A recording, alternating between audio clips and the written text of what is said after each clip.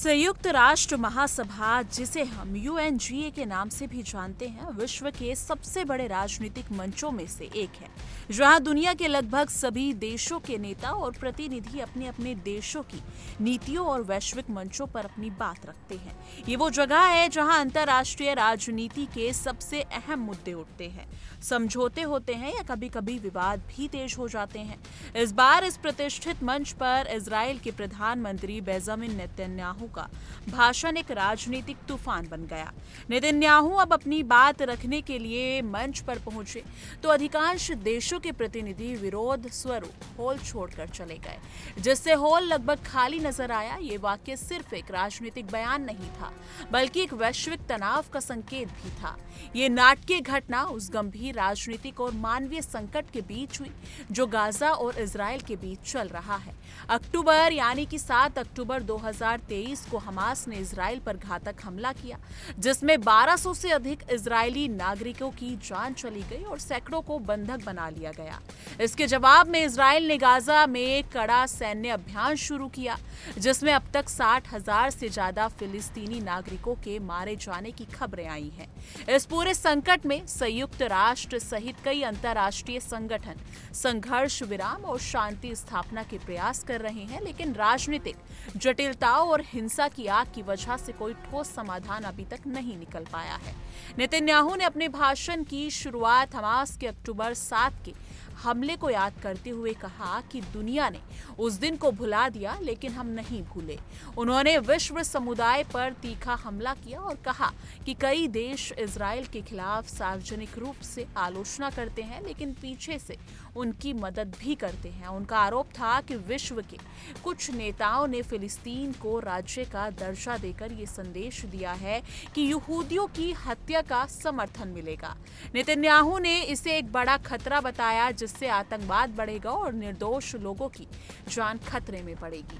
Netanyahu ने खासकर पश्चिमी देशों को चेतावनी दी कि वो इजराइल के खिलाफ अपनी सख्त नीति नहीं बदलेगा।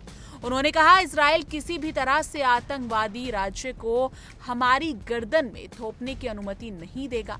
ये बयान साफ करता है कि इजराइल अपनी सुरक्षा को लेकर कितना सख्त और कट्टर है। इस भाषण के दौरान नेतन्याहू ने वैश्विक नेताओं को ये भी कहा कि वो बुराई को शांत करने की बजाय सच्चाई का सामना करे और इजराइल का समर्थन करे। इस भाषण के दौरान जो वॉकआउट हुआ वो इस बात का प्रमाण है कि दुनिया के कई देश इस मुद्दे पर इजराइल की नीति से असहमत हैं और इसे मानवीय त्रासदी के रूप में देख रहे हैं। ये एक तरह से वैश्विक राजनीति में गहरे विभाजन और संघर्ष का संकेत है, जहां एक तरफ सुरक्षा और आतंकवाद विरोधी अभियान की बात होती है, वहीं दूसरी तरफ मानवाधिकार और न्याय की आवाजें उठती हैं। संयुक्त राष्ट्र महासभा के इस मंच से नेतन्याहू का भाषण और उनके जवाब में हुए वॉकआउट ने साफ कर दिया कि मध्य पूर्व का ये विवाद केवल क्षेत्रीय नहीं बल्कि एक वैश्विक राजनीतिक चुनौती है। इस संघर्ष का समाधान तब तक मुश्किल नजर आता है जब तक कि सभी पक्ष बातचीत और समझौते के लिए तैयार नहीं होते। नेतन्याहू का भाषण और उसके बाद का ये नाटकीय वॉकआउट अंतर्राष्ट्रीय समुदाय के सामने भी सवाल छोड़ गया कि शांति के लिए कौन सी नीति सबसे कारगर होगी और क्या इस तनाव को खत्म करने के लिए वास्तव में राजनीतिक इच्छा शक्ति मौजूद है। ये घटना यूएनजीए की गंभीरता और उसकी राजनीतिक संवेदनशीलता को दर्शाती है, जहां एक ओर ये मंच विश्व के लिए शांति और विकास का प्रतीक है, वहीं दूसरी ओर ये अंतर्राष्ट्रीय मतभेदों और विवादों का भी केंद्र बन जाता है।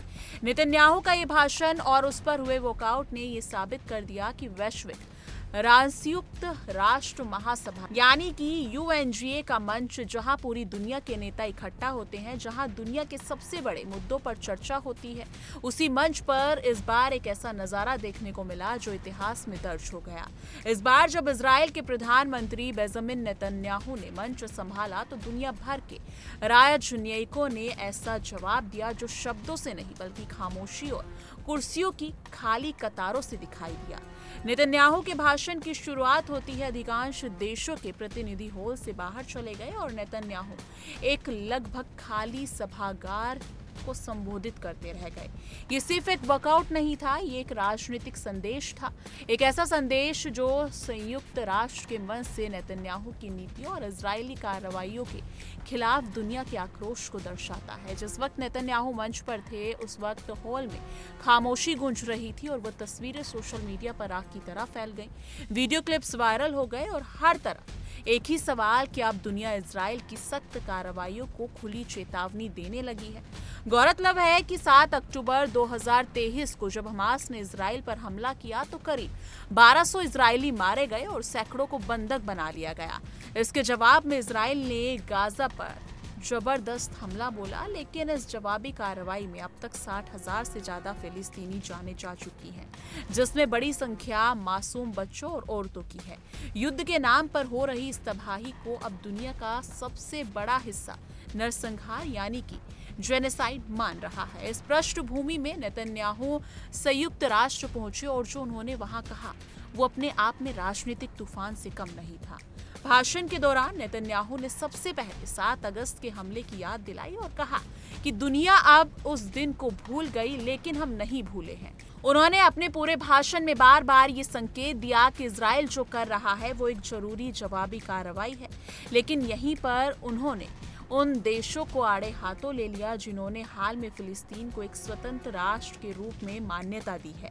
नेतन्याहू ने खुले मन से कहा कि जिन देशों ने फिलिस्तीन को मान्यता दी है, उन्होंने एक खतरनाक संदेश दिया है कि यहूदी लोगों की हत्या का इनाम मिलता है। इतना ही नहीं, उन्होंने पश्चिमी देशों को ललकारते हुए कहा कि हमारे गले में कोई आतंकी राष्ट्र जबरन नहीं ठूसा जा सकता। उनका इशारा साफ था, इजराइल किसी भी कीमत पर 2 राज्य सिद्धांतों को स्वीकार नहीं करेगा और फिलिस्तीन को एक संप्रभु राष्ट्र के तौर पर मान्यता देने वालों की आलोचना करता रहेगा।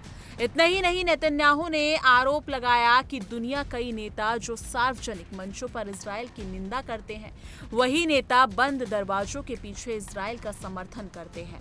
उन्होंने कहा, तुम दुनिया के सामने हमारी निंदा करते हो, लेकिन बंद कमरों में हमें धन्यवाद करते हो।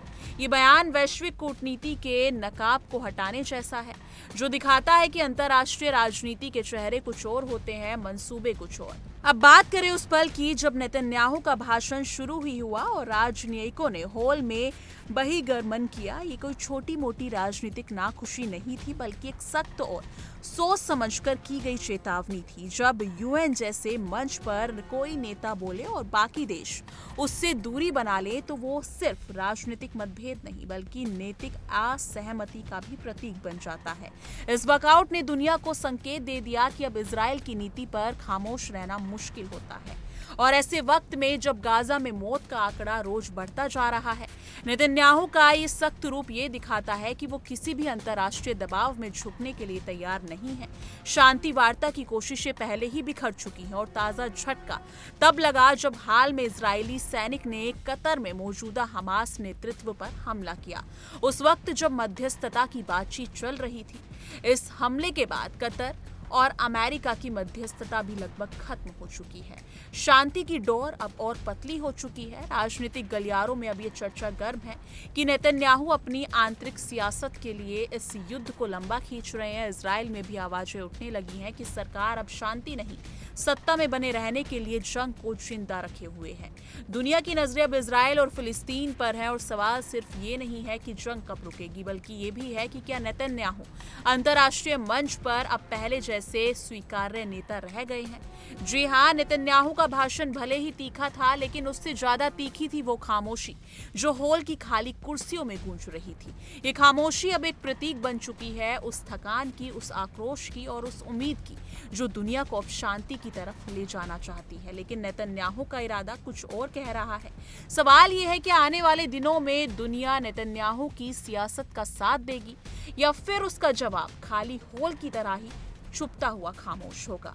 जी हाँ, इस मुद्दे पर अभी और भी विवाद और तीव्र बहसें होंगी, क्योंकि ये केवल एक राजनीतिक मुद्दा नहीं बल्कि मानवीय संकट और सुरक्षा का प्रश्न भी है। इसलिए संयुक्त राष्ट्र महासभा में नेतन्याहू का ये भाषण सिर्फ एक वक्तव्य नहीं था, बल्कि एक संकेत था कि दुनिया को उस जटिल विवाद को समझने, सुलझाने और शांति की राह खोजने के लिए मिलकर काम करना होगा। ये भी स्पष्ट हो गया है कि मध्य पूर्व में स्थिरता के बिना वैश्विक शांति के प्रयास अधूरे रहेंगे। अब सवाल ये है कि वैश्विक राजनीति में इतनी समझदारी और सहमति आएगी कि इस संकट को कोई समाधान निकाला जा सके, या ये राजनीतिक गतिरोध और मानवीय त्रासदी यूएनजीए के मंच से आगे भी जारी रहेगा। इस मुद्दे को लेकर आप क्या सोचते हैं? कमेंट सेक्शन में अपनी राय जरूर साझा कीजिएगा।